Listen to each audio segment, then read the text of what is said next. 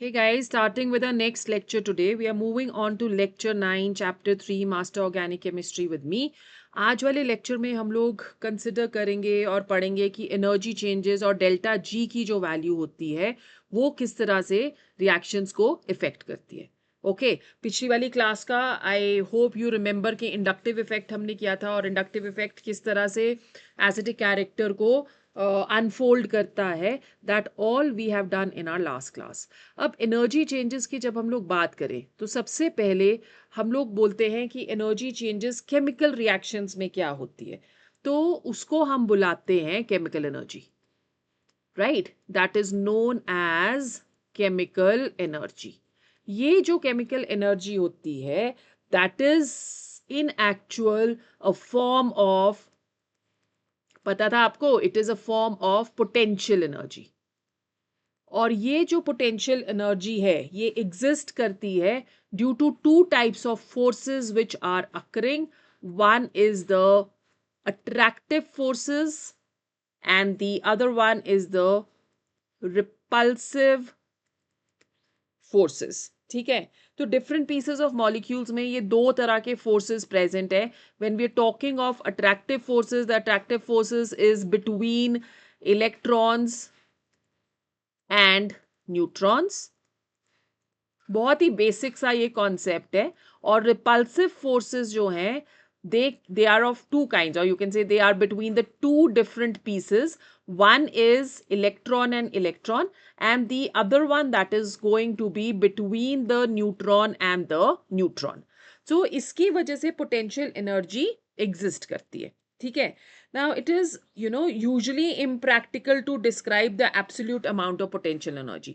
तो हम लोग एक टर्म यूज करते हैं which is relative potential energy. Relative का मतलब क्या हुआ कि हम कंपेयर कर रहे हैं. तो रिलेटिव पोटेंशियल एनर्जी का मतलब हुआ कि किसी एक सिस्टम की ज्यादा पोटेंशियल एनर्जी है देन द अदर या लेस पोटेंशियल एनर्जी है than the other. So always we are going to consider the relative potential energy. ठीक है, अब पोटेंशियल एनर्जी और कोवलेंट बॉन्ड्स के बीच में क्या रिलेशन है हमने ऑलरेडी पढ़ लिया कि जो एटम्स और मॉलिक्यूल्स होते हैं उनके पास क्या होती है, पोटेंशियल एनर्जी. ठीक है, और उसको हम क्या बुलाते हैं, केमिकल एनर्जी. राइट, तो ये जो केमिकल एनर्जी या पोटेंशियल एनर्जी है ये रिलीज होती है जब भी एटम्स रिएक्ट करते हैं. ठीक है, so this can be released और ये रिलीज्ड होगी in the form of heat. है ना, आपने फिजिकल केमिस्ट्री में डेल्टा एच का कॉन्सेप्ट किया है, डेल्टा यू का कॉन्सेप्ट भी किया है. So potential energy is equivalent to chemical energy. Chemical energy which is released in the form of heat whenever a reaction is going to take place. Okay, अब heat जो है वो associate होती है with what, heat is associated with molecular motion. है ना, molecules move करते हैं, फ्रिक्शन होती है जिसकी वजह से हीट रिलीज होगी. तो हीट जो है वो एसोसिएटेड होती है मॉलिक्यूलर मोशन के साथ, और जो रिलीज ऑफ हीट है वो result, that is a result from a change from potential energy to kinetic energy. Okay, so this is basically because of the change from potential energy to kinetic energy because the molecules they have now started moving. When we are talking of covalent bonds, जो state of greatest potential energy होती है, the state of greatest potential energy, सबसे ज्यादा potential energy, that is in free atoms. Now because these free atoms they have the maximum potential energy, so it means इनकी जो stability होगी that is going to be minimum. ठीक है, got it. तो अगर हम लोग स्टेट फ्री एटम्स की बात कर रहे हैं, फ्री एटम्स का मतलब हुआ कि नॉन बॉन्डेड एटम्स जो प्रेजेंट है. अब दिस इज ट्रू क्यों, क्योंकि फॉर्मेशन जो केमिकल बॉन्ड अगर फॉर्म होगा तो हमेशा there is going to be lowering of potential energy. जैसे फॉर एग्जांपल अगर हम लोग हाइड्रोजन के एटम्स लेते हैं सो लेट्स से हाइड्रोजन का एक एटम और हाइड्रोजन का दूसरा एटम, एंड ये बॉन्ड बना रहे हैं टू फॉर्म हाइड्रोजन मॉलिक्यूल.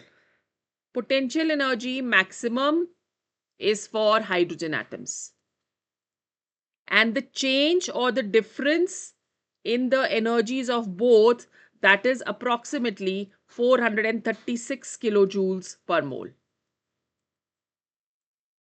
तो इतनी एनर्जी जो है वो रिलीज हुई जब दोनों के दोनों हाइड्रोजन्स एक दूसरे के साथ कंबाइन होके क्या बना रहे हैं, hydrogen molecule. Right, so this may also be written in the form of an equation. ये आ गया एक हाइड्रोजन, ये आ गया दूसरा हाइड्रोजन, इन्होंने बना दिया एक मॉलिक्यूल. और change in enthalpy delta H naught, that is equal to, because energy is released, minus 436 kilo joules per mole. ठीक है. सो पोटेंशियल एनर्जी जो एटम की है वो डिक्रीज हो रही है by a value of 436 kilo joules per moles जब भी कोवलेंट बॉन्ड्स बन रहे हैं in case of hydrogen.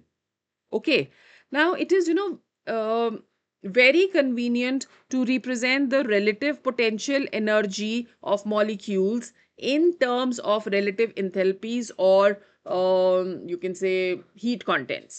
So H is the enthalpy.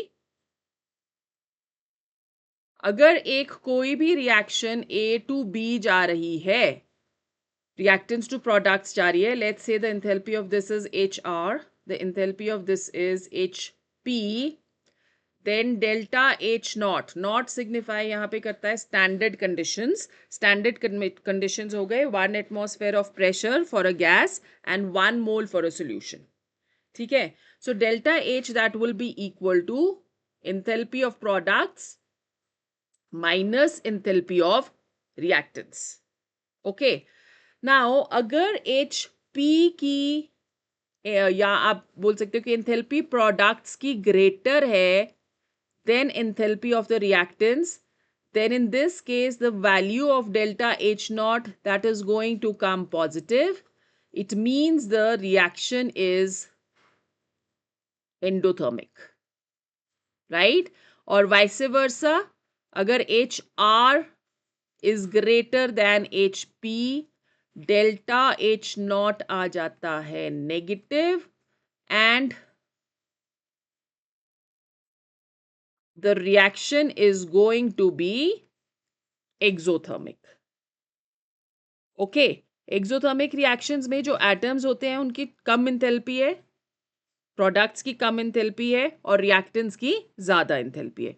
अब एक और बहुत इंपॉर्टेंट कॉन्सेप्ट जो कि हम आज करने वाले हैं, that is the relationship between the equilibrium constant and the standard free energy change. Equilibrium क्या होता है? इक्विलिब्रियम मीन्स कि अगर suppose there are two states और वो दोनों स्टेट्स जो हैं they are at the same position, उसको हम लोग क्या बुलाते हैं? इक्विलिब्रियम. जैसे हम लोग एक बीम बैलेंस ले रहे हैं, तो बीम बैलेंस अगर उसके दोनों के दोनों sides they are at the same position, then this is the position of equilibrium. Yeah, if there are two teams A and B which who are playing a game of tug of war, तो यहाँ बीच में एक hanky हो गया ना, तो let's say this is team A and this is team B. Okay, तो अगर टीम A ज्यादा फोर्स से रोप को खींचेगी तो हैंकी टीम ए की तरफ को चला जाएगा, है ना. और अगर बी ज्यादा उससे खींचेगी तो हैंकी बी की टाइप को बी की तरफ को चला जाएगा. तो ये मिड पॉइंट है. अगर ये मिड पॉइंट सेंटर में रहता है, that means that this force of attraction A1 that is equal to the force of attraction B1. This is the state of equilibrium. Okay, तो इक्विलिब्रियम जो है एक किसी भी रिएक्शन में अटेन होता है इन a reversible reaction.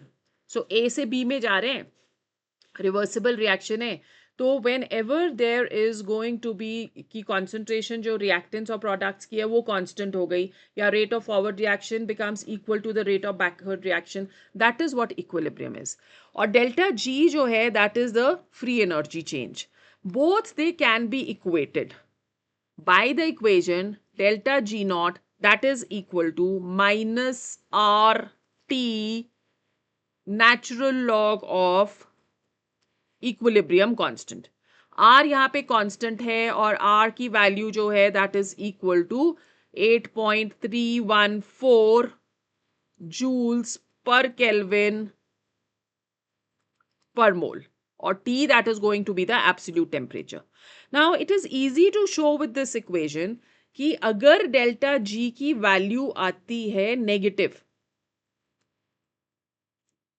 then it is going to favor the formation of products. Favor the formation of products. ठीक है. Now also remember कि अगर इक्विलिब्रियम कांस्टेंट K जो है that is greater than 1, in that case delta G is going to be negative and the reaction moves in the forward direction. And also delta G की अगर value अगर more negative है, okay, so we can say over here, ये बहुत important concept है guys, अगर delta G की value more negative है then minus 13 kilojoules per mole, अगर इससे ज्यादा नेगेटिव है then the reaction is said to go to completion, which means that almost all the reactants, they will be converted, more than 99% of the reactants will be converted into products when the equilibrium is attained. ठीक है. but अगर हम लोग बोल रहे हैं कि delta G की जो वैल्यू है that is positive, if delta G not is positive तो K जो होगा that is going to be less than 1, the reaction is going to be unfavorable, does not move in the forward direction. ठीक है. अब Ka जो यहाँ पे होगा when we talking of acids, so Ka is going to be the equilibrium constant, or you can say the acidic constant is going to be the equilibrium constant. तो वो भी डेल्टा G के साथ उसी तरह से related है, right? अब डेल्टा H जो है, अब if you're looking at the equation once again, हमारे पास आ गया डेल्टा H और डेल्टा G के बीच में अगर हम रिलेशन देखें that is equal to delta G is equal to delta H minus T delta S. So you can see that there are two components जो कि delta G को affect कर रहे हैं. One is H and the other one is delta S. Delta H क्या हो गया? Delta H is the enthalpy change and delta S is the entropy change. मतलब कि the reaction is going towards randomness, disorder. Okay, जैसे for example अगर हम लोग ice ले रहे हैं that is being converted into liquid, so we are moving from a non-random state to a random state. For this reaction delta S is going to be positive. ठीक है. और delta H भी क्या आएगा? Heat is required, endothermic reaction है तो positive. अब इन दोनों को अगर हम लोग कंसिडर करें तो किस तरह से हमें पता चलेगा कि डेल्टा G जो है वो नेगेटिव है या वो पॉजिटिव है? तो delta G that is equal to delta H minus T delta S है ना. यहाँ पे according to this reaction this is positive and this is also positive. तो डेल्टा G को नेगेटिव होने के लिए ये वाला जो कंपोनेंट है that should have higher value. तो टी डेल्टा एस की जो वैल्यू है that should be greater than delta H. If this will happen, only then delta G will have a negative value and the reaction that is going to be favorable. Now over here positive entropy change जो है वो भी एक negative contribution देती है to delta G. So what are the conditions for delta G naught to be negative? Let's see क्या conditions हम ले सकते हैं. delta G naught जो है उसको negative होने के लिए एक बारी फिर से रिएक्शन या रिलेशनशिप को देखो. Delta G not is equal to delta H minus T delta S. So case 1, अगर डेल्टा एच जो है वो है नेगेटिव और डेल्टा एस जो है वो है पॉजिटिव. ठीक है. सो डेल्टा एस पॉजिटिव आ गया, डेल्टा एच जो है वो नेगेटिव आ गया. तो डेल्टा जी नेगेटिव आने के लिए हमें क्या चाहिए? Will this result in a negative value of delta G? Delta H is negative, delta S is positive. Please write down in the comment box. Okay, next lecture में हम इसको एक बारी फिर से देखेंगे. So this is case 1 कि delta H negative है, delta S positive है. What happens to delta G? What is the sign of delta G? Second, what happens if delta H is positive and delta S is also positive? तो delta G को negative होने के लिए क्या conditions चाहिए? Right. And third case is, I am expecting your answers guys. Delta H हमारे पास negative है और डेल्टा एस भी नेगेटिव है. तो in that case what is going to be the sign of delta G? So please answer these questions in the comment box. And in the next lecture हम लोग बहुत important topic करने वाले हैं, that is the acidity of carboxylic acids. कि किस तरह से रेजोनेंस इफेक्ट उसको इफेक्ट करेगा, इंडक्टिव इफेक्ट्स जो है वो कैसे उसको इफेक्ट करेंगे. So all that we are going to do in our next class. Right? So if you're liking, please subscribe, like and share the channel. I shall see you in the next class.